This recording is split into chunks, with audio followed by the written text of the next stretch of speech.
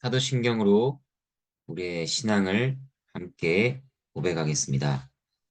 전능하사 천지를 만드신 하나님 아버지를 내가 믿사오며 그 외아들 우리 주 예수 그리스도를 믿사오니 이는 성령으로 잉태하사 동정녀 마리아에게 나시고 본디오 빌라도에게 고난을 받으사 십자가에 못 박혀 죽으시고 장사한 지 사흘 만에 죽은 자 가운데서 다시 살아나시며 하늘에 오르사 전능하신 하나님 우편에 앉아 계시다가 저리로서 산자와 죽은 자를 심판하러 오시리라. 성령을 믿사오며 거룩한 공예와 성도가 서로 교통하는 것과 죄를 사하여 주시는 것과 몸이 다시 사는 것과 영원히 사는 것을 믿사옵나이다. 아멘. 함께 찬양하겠습니다. 찬송가 208장 1절과 4절을 함께 찬양하겠습니다. 찬송가 208장입니다. 1절과 4절. 내 주의 나라와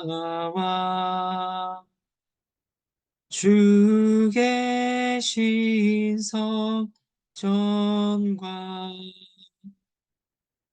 피 흘려 사신 교회를 늘 사랑합니다. 성도의 교제와 교회의 위로와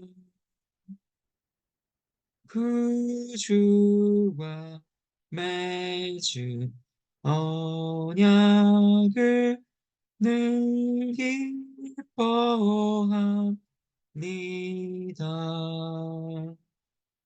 아멘.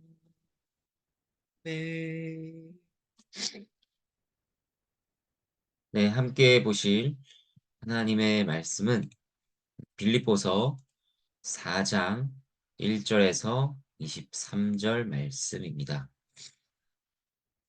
빌립보서 4장 1절에서 23절 말씀.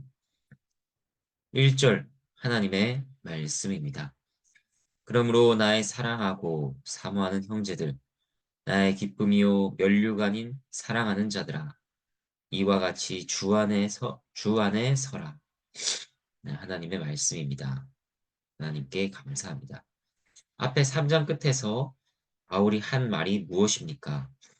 땅의 일을 생각하는 자들은 부끄러움을 당하게 될 것이라.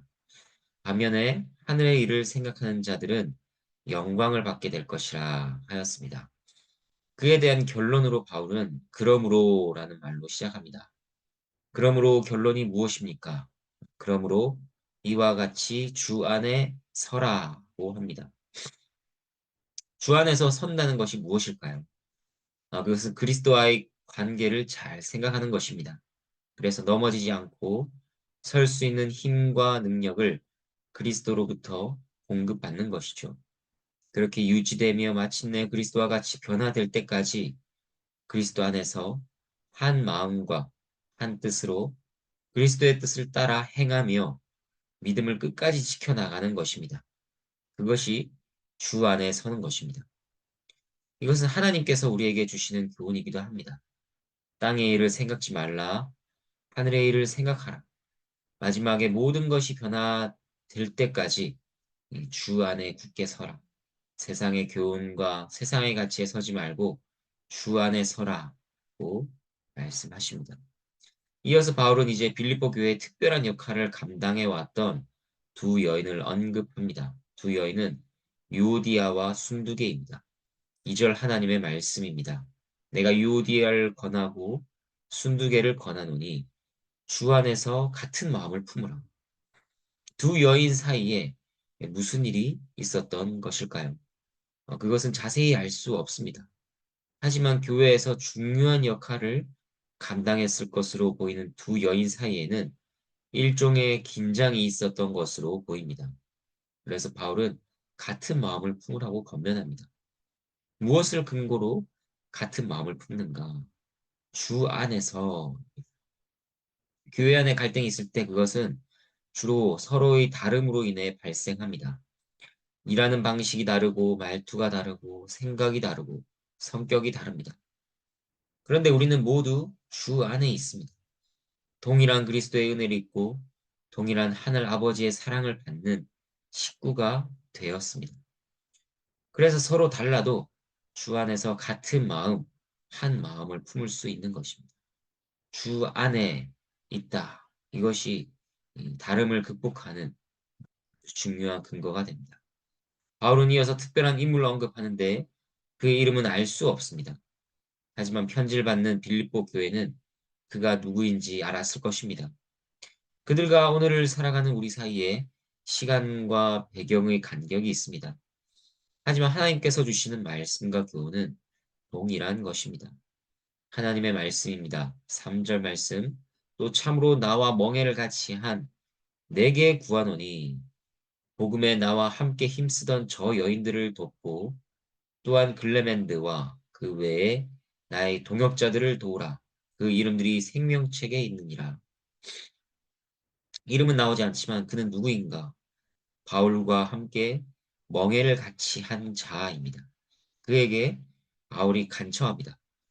복음에 힘쓰던 여인들과 글레멘드, 그 외 동역자들을 도와주시오. 이처럼 복음 사역은 서로가 돕고 협력하여 이루어지는 일입니다. 그리고 복음 사역에서 서로 확인하는 것은 무엇입니까? 이름이 생명책에 있다는 것입니다. 이름이 생명책에 있다는 것은 그들이 영생을 얻은 자들이라는 것이 확실하다는 것이죠. 여기서 셋이 서로 연결되어 있습니다. 멍에를 함께 매는 것, 복음에 함께 힘쓰는 것, 생명책에 이름이 기록된 것입니다. 이것은 동역자들 모두가 가지고 있는 특징입니다. 이제 4절 하나님의 말씀입니다. 주 안에서 항상 기뻐하라. 내가 다시 말하노니 기뻐하라. 예수님께서는 귀신들이 항복하는 것으로 기뻐하지 말고 너희 이름이 하늘에 기록된 것으로 기뻐하라고 하셨습니다. 바울이 생명책의 이름들을 언급한 뒤에 기뻐하라는 것도 마찬가지입니다. 멍에를 함께 매는 것, 복음에 힘쓰는 것에는 어려움이 따를 수 있습니다. 하지만 그리스도 안에서 하나님과 영원한 화목의 관계가 이루어졌으니 영원한 생명이 주어졌으니 기뻐할 수 있는 것입니다. 항상 기뻐하라. 어떻게 사람이 항상 기뻐할 수 있을까요? 영원한 생명과 기쁨이 보장되었기 때문에 그것에 근거하여 이 땅에서도 항상 기뻐하는 것을 미리 누리고 연습하는 것입니다. 그리고 기뻐하는 중에 우리가 했을 것이 무엇인가? 5절부터 9절까지 하나님의 말씀입니다. 너희 관용을 모든 사람에게 알게 하라. 주께서 가까우시니라. 아무것도 염려하지 말고 다만 모든 일에 기도와 간구로 너희 구할 것을 감사함으로 하나님께 아뢰라. 그리하면 모든 지각에 뛰어난 하나님의 평강이 그리스도 예수 안에서 너희 마음과 생각을 지키시리라. 끝으로 형제들아 무엇에든지 참되며 무엇에든지 경건하며 무엇에든지 오르며 무엇에든지 정결하며 무엇에든지 사랑받을 만하며 무엇에든지 칭찬받을 만하며 무슨 덕이 있든지 무슨 기림이 있든지 이것들을 생각하라. 너희는 내게 배우고 받고 듣고 본 바를 행하라. 그리하면 평강의 하나님이 너희와 함께 계시리라. 관용, 기도와 간구, 감사, 바른 생각과 실천을 바울은 권면합니다. 관용은 무엇인가요? 너그럽고 절제하며 인내하는 성품입니다. 너희 안에 심으신 이러한 성품이 드러나게 하라고 합니다. 또 기도하고 간구하라고 하는데 이것은 이 세상을 살아갈 때 만나게 되는 결핍을 극복하는 수단이죠. 기도와 간구를 통해 하나님께서는 평강으로 우리를 지키십니다. 그리고 바른 것을 생각하라고 합니다. 참된 것, 경건한 것, 옳고 정결하며 사랑받을 만한 것, 칭찬받을 만하며 덕이 있고 기림이 있는 것. 기림이 있다 하는 것도 칭찬받을 만한 것을 가리킵니다. 이것들이 우리가 생각할 바들입니다. 우리가 이 세상에서 무엇을 생각하며 살아가고 있는가? 하나님의 말씀은 그 기준들을 알려주십니다. 마지막으로 실천입니다. 배우고 받고 듣고 본 바를 행하는 것입니다. 우리가 하나님 말씀에서 배우고 받은 것이 무엇입니까? 듣고 본 바가 무엇입니까? 그것이 그 순간의 만족으로 끝나지 않게 하라는 것입니다. 맛있는 음식도 먹어본 사람이 아는 것처럼 하나님의 말씀을 꾸준히 습관이 될 정도로 실천해 나갈 때, 그것을 훈련하고 애쓸 때, 구절의 말씀과 같이 우리는 하나님께서 주시는 평강을 경험하게 될 것입니다. 이제 10절 말씀. 내가 주 안에서 크게 기뻐함은 너희가 나를 생각하는 것이 이제 다시 싹이 남이니 너희가 또한 이를 위하여 생각은 하였으나 기회가 없었느니라. 이 구절에서 엿보게 되는 바울과 빌립보 교회의 상황은 무엇입니까? 빌립보 교회가 바울을 위하는 마음이 있었다는 것입니다. 그리고 그 마음을 표현할 기회가 없다가 드디어 바울을 도울 수 있게 되었다는 것이죠. 그래서 바울은 그들의 사랑으로 말미암아 기뻐합니다. 하지만 그 기쁨이 그들을 자신의 결핍을 채우는 도구로서 생각하는 데서 비롯되는 것이 결코 아님을 밝힙니다. 11절부터 13절 하나님의 말씀입니다. 내가 궁핍함으로 말하는 것이 아니니라. 어떠한 형편에든지 나는 자족하기를 배웠노니 나는 비천에 처할 줄도 알고 풍부에 처할 줄도 알아. 모든 일, 곧 배부름과 배고픔과 풍부와 궁핍에도 처할 줄 아는 일체의 비결을 배웠노라. 내게 능력 주신 자 안에서 내가 모든 것을 할 수 있느니라. 내게 능력 주신 자 안에서 내가 모든 것을 할 수 있다는 말씀은 많은 분들이 아시는 말씀입니다. 그런데 이런 배경에서 나온 말씀인 것입니다. 나는 정말로 너희 사랑과 도움으로 인해 기뻐한다. 그러나 그것은 내가 궁핍하고 그것을 너희가 채워줘서 기뻐한 것이 아니다. 나는 어떠한 형편이든지 자족할 수 있는 사람이기 때문이다. 내게 능력을 주신 하나님께서 내가 자족할 수 있게 도우신다. 이런 것입니다. 여기서 우리는 두 가지 교훈을 보게 됩니다. 하나는 다른 사람의 사랑과 섬김을 받을 때 그것을 주는 사람을 기뻐해야지 그들의 손에 들린 것으로 인해 기뻐해서는 안 된다는 것입니다. 그들이 손에 들린 것을 주목한다면 어떻게 되겠습니까? 자신이 기대보다 적게 받으면 이게 뭐야?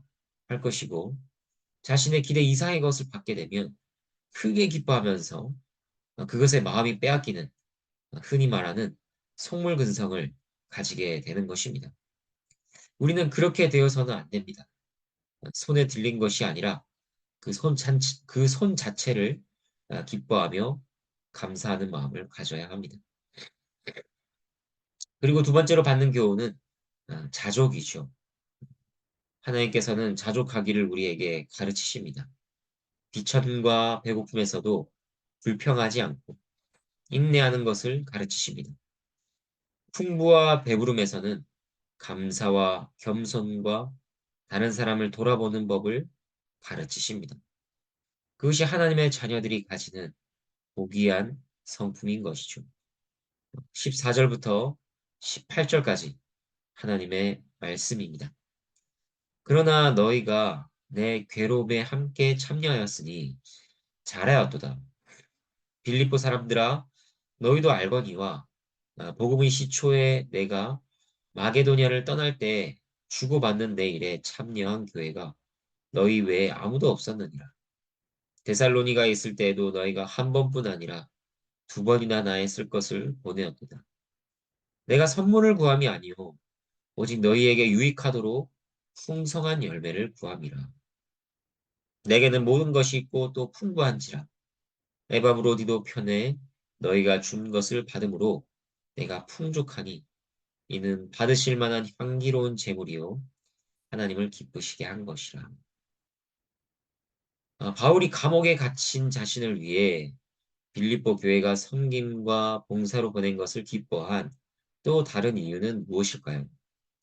그것이 바울 자신을 풍족하게 한 것뿐 아니라 17절 그들에게도 유익이 되는 풍성한 열매가 되기 때문입니다. 이것은 기독교가 가지고 있는 역설 중 하나입니다. 주는 것이 오히려 유익을 받고 누리는 복이 됩니다. 사랑을 베풀수록 빈곤해지는 것이 아니라 더 풍요로워지는 것입니다. 더군다나 18절 말씀과 같이 그것은 하나님께서 받으실 만한 향기로운 제물이요. 하나님을 기쁘시게 하는 것입니다. 어떻게 하면 내가 받은 은혜에 감사를 표현할 수 있을까? 어떻게 하면 주님을 기쁘시게 할까? 답이 여기 있습니다. 어렵지 않습니다. 복음을 위한 일에 봉사하며 사랑을 베푸는 것입니다. 19절과 20절 하나님의 말씀입니다. 나의 하나님이 그리스도 예수 안에서 영광 가운데 그 풍성한 대로 너희 모든 쓸 것을 채우시리라. 하나님 곧 우리 아버지께 세세 무궁하도록 영광을 돌릴지어다. 아멘. 이어서 바울은 그들을 위해 간구합니다. 그들이 나의 쓸 것을 채워주었으니 하나님께서 갚으시고 그들의 필요 역시 채워주시기를 기도합니다. 빌립보 교회와 바울의 사랑의 교통이 이루어지고 있는 것을 볼 수 있습니다. 그리고 바울은 곧바로 하나님께 감사와 영광을 돌리죠. 이것은 이 모든 사랑의 교통이 이루어지도록 하신 분이 하나님이시기 때문입니다. 그래서 그들도 자랑할 것이 없고 바울도 자랑할 것이 없습니다. 그저 감사와 영광을 올려드릴 뿐입니다. 교회에서 이루어지는 교제와 교통의 결론이 이것입니다.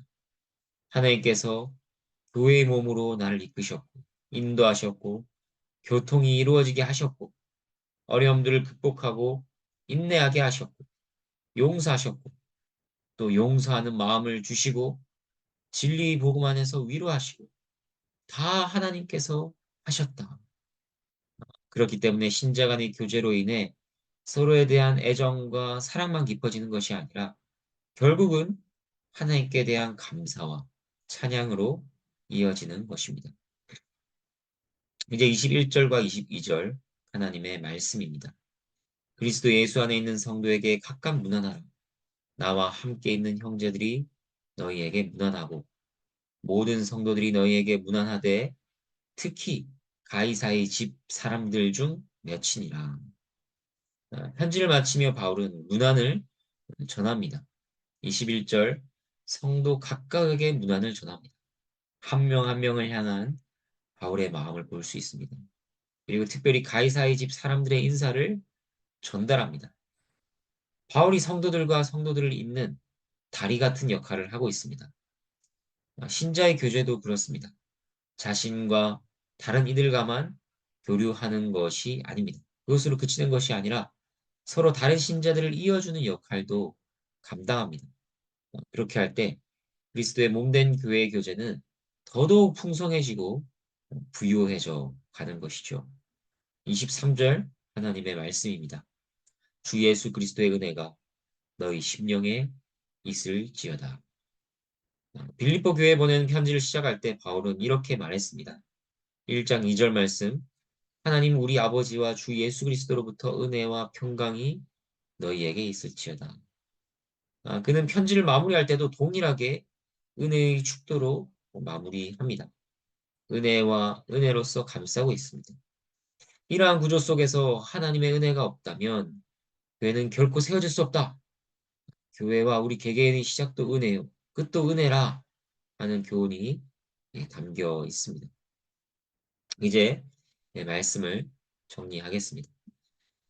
사장에서 여러 교훈들이 등장하지만 하나의 큰 주제를 잡아보자면 교제와 교통이라고 할 수 있습니다. 유오디아와 순두계, 동역자들, 바울과 빌립보 교회의 서로에 대한 헌신과 사랑, 마지막으로 문안, 이 모든 것은 교회의 교제를 담고 있습니다. 6절부터 9절까지를 보면 기도가 나오고 바른 것을 생각하고 실천을 말하기 때문에 얼핏 보면 개인의 경건에만 해당되는 내용처럼 보일 수 있습니다. 하지만 그 모든 내용들 역시 서로에게 덕을 끼치는 방향을 향하고 있는 것입니다. 이것이 기독교적인 윤리와 세상 윤리의 기본적인 차이입니다. 세상 윤리는 자기 자신이 도덕적이고 윤리적인 인간이 되면 됩니다. 하지만 기독교는 자기 혼자 얼마나 도덕적이고 윤리적인 인간이 되었느냐가 척도가 아닙니다. 그리스도의 신령한 몸을 얼마만큼 이루어 갔느냐 하는데 인격 향상의 척도가 있습니다. 다른 말로 해서 신자는 그리스도의 교회가 완성되기 전까지는 자기의 완성도 없다고 믿는 자들인 것입니다. 예수님께서 말씀하셨습니다. 요한복음 13장 35절 말씀. 너희가 서로 사랑하면 이로써 모든 사람이 너희가 내 제자인 줄 알리라. 그만큼 사랑의 교통이 중요한 것입니다. 그리고 이 일을 이루어 가는데 필요한 것이 무엇인가? 능력을 주시고 은혜를 주신 하나님을 온전히 바라며 붙잡는 것이죠. 서로의 헌신과 섬김을 통해 기도와 간구와 성품의 열매를 통해 사랑의 교통을 통해 하나님께서 나그네 교회를 더더욱 든든히 세워가시고 영광 받으시기를 바랍니다. 함께 기도하겠습니다. 하나님 아버지 감사합니다. 그리스도께서 저희의 머리가 되시고 저희는 그리스도의 몸으로 부름을 받았습니다. 저희 혼자서 서고 자라고 세워지는 것이 아니라 함께 세워지고 함께 서며 서로의 교통 속에서 사랑의 교제 속에서 저희가 더욱더 자라가게 하셨습니다. 하나님 아버지, 저희가 이 일을 기뻐하며 이 일 속에 있는 하나님의 지혜와 사랑과 능력을 바라보며 하나님께 모든 영광을 올려드리게 하여 주시옵소서. 한 해가 마무리되어 가는 이 시점에 저희의 마음이 더욱더 하나님 앞에 서게 하시고 하나님을 붙잡고 하나님을 높이게 하여 주시옵소서. 사랑하는 나그네 교회 권속들 가운데 하나님의 평강과 은혜를 부어주시기를 간절히 구합니다. 감사를 드리며 예수 그리스도의 이름으로 기도합니다. 아멘. 주님께서 가르쳐주신 기도로 함께 기도하겠습니다. 하늘에 계신 우리 아버지여, 이름이 거룩히 여김을 받으시오며 나라가 임하시오며 뜻이 하늘에서 이루어진 것 같이 땅에서도 이루어지이다. 오늘 우리에게 일용할 양식을 주시옵고 우리가 우리에게 죄 지은 자를 사하여 준 것 같이 우리 죄를 사하여 주시옵고 우리를 시험에 들게 하지 마시옵고 다만 악에서 구하시옵소서. 나라와 권세와 영광이 아버지께 영원히 있사옵나이다. 아멘.